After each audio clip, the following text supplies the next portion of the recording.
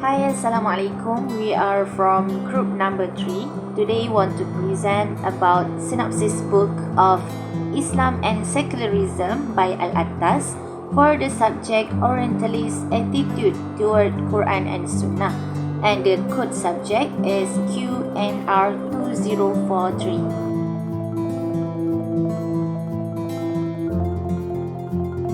First of all, the table of content about this book that we want to present is number 1, introduction and author's biography. Number 2, author's argument, which is summary of this book. Number 3, discussion about the strengths and weaknesses of this book. And for the last, conclusion from this book, which is suggestions and findings that we found in this book. Why we choose this book?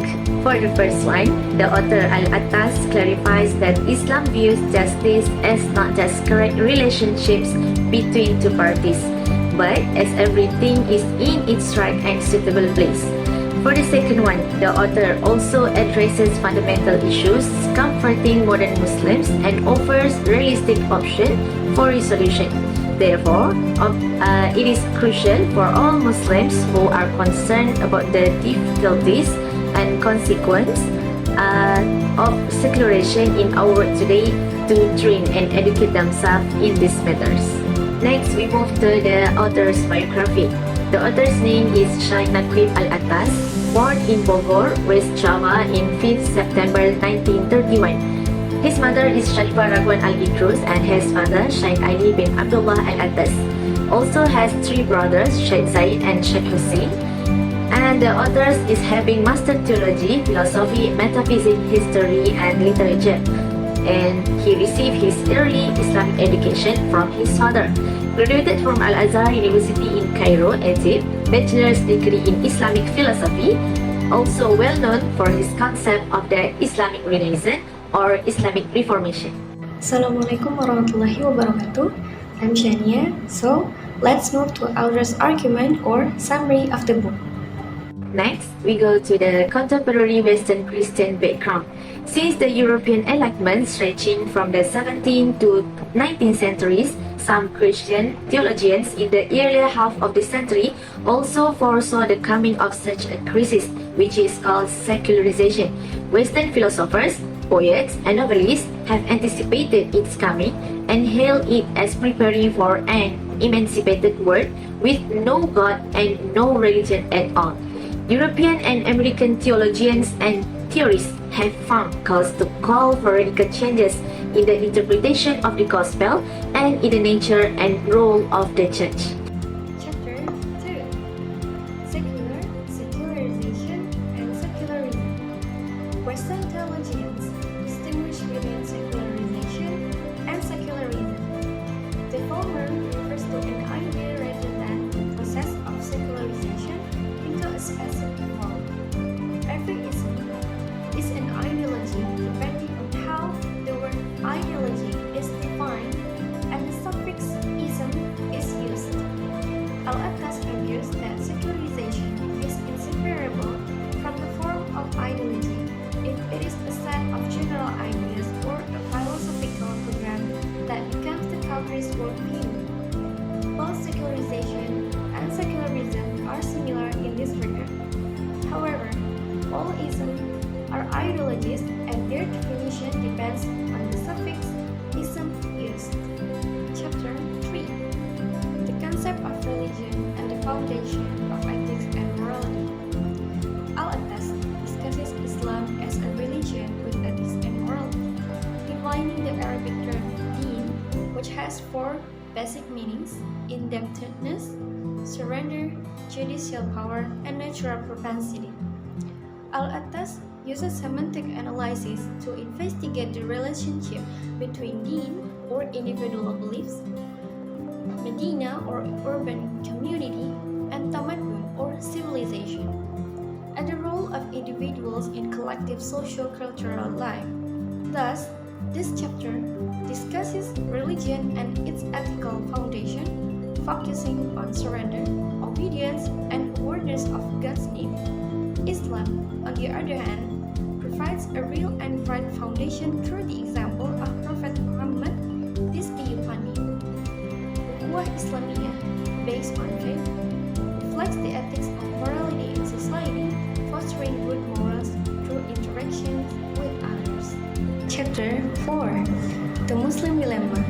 The author argues that the loss of adab is the main cause of Muslim issues, stemming from misunderstandings and ignorance. This loss of discipline, recognizing one's proper place in society, and the hierarchical nature of knowledge and being, is a fundamental internal issue created by the Western educational system. Chapter 5: The Westernization of Knowledge. Islam and Western civilization faced a clash in the 13th century, when Islam asserted itself as the only authentic religion. The Western counterattack emerged during the scientific revolution, benefiting from the Muslim world's deterioration. The 17th century colonization and Western education spread the Western worldview, leading to the Islamization of the Muslim mentality. Additionally, under this title, Al-Attas also put his analysis about the nature of man, the nature of knowledge definition, and aims of education, Islamic system of order and discipline, and concluding remarks and suggestions. Before that, my name is Syarah Nur Najah binti Sahrum. My matric number 1211463. So I will continue my presentation about the strength of the book Islam and Secularism. I want to highlight my first point is deep understanding of Islamic thought. Al-Attas was a highly respected scholar of Islamic studies with a profound understanding of Islamic philosophy, theology, and history. His book draws on his extensive knowledge to provide a nuanced examination of secularism from an Islamic perspective. Secondly, thought-provoking critique. Al-Attas presents a thought-provoking critique of secularism, challenging its philosophical foundations and highlighting its potential pitfalls. His arguments stimulate critical thinking and encourage readers to reconsider the assumptions underlying secular ideologies. Thirdly, influence on discourse. Islam and secularism has had a significant impact on the discourse surrounding Islam and secularism. It has contributed to academic discussion, policy debates, and intellectual dialogues about the role of religion in contemporary societies. Its enduring relevance in influence mark it as a strong contribution to the field. However, a Muslim thinker in the modern Muslim world, this book is one of their most innovative and unique works.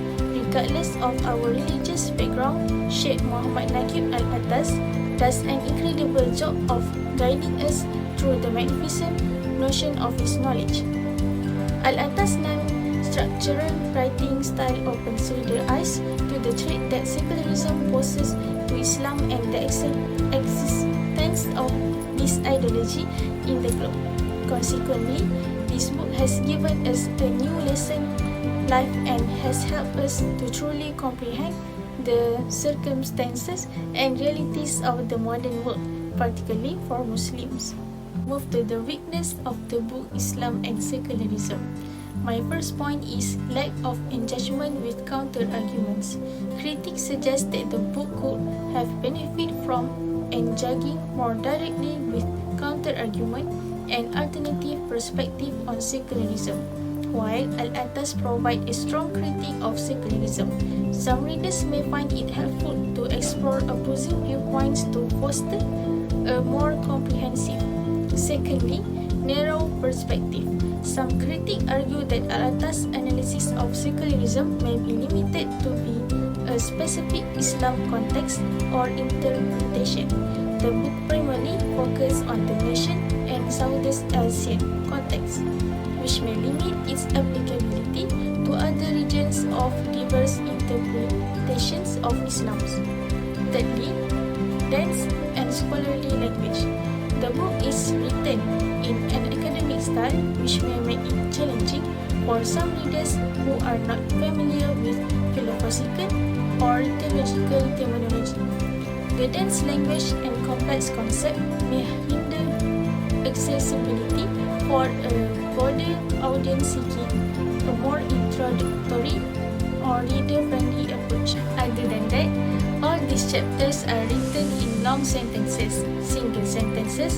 If not really read carefully, the reader will not understand and will have to repeat the reading, and even if repeat, may not necessarily be able to understand. One of the reasons is that it is written in high-level English. However, there are views from some parties who say that Islam and Secularism book is not suitable to be considered and live as a masterpiece because its parts are not specific to one theme and are not academic because there are no footnotes, no listing of works other as a reference, and has no index and glossary. And lastly, Islam and Secularism writing is also said to be not as thick as other masterpiece. So I will pass to the next presenter. The issues discussed by Professor Al-Attas in Islam and Secularism are comprehensive and universal because they relate to Western culture, providing explanations and understanding of the real problem that affect Muslims, followed by how the patterns of secularization stain the thought and the culture of Christians, Jews, and Muslims.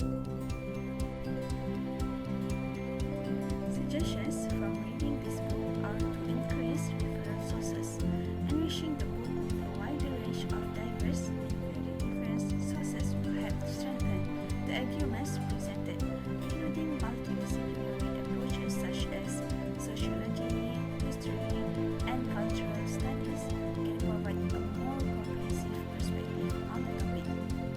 The second suggestion is to embrace interpretive diversity, acknowledging the diversity of interpretation within Islam and considering different viewpoints will help avoid generalizations and provide a more nuanced understanding.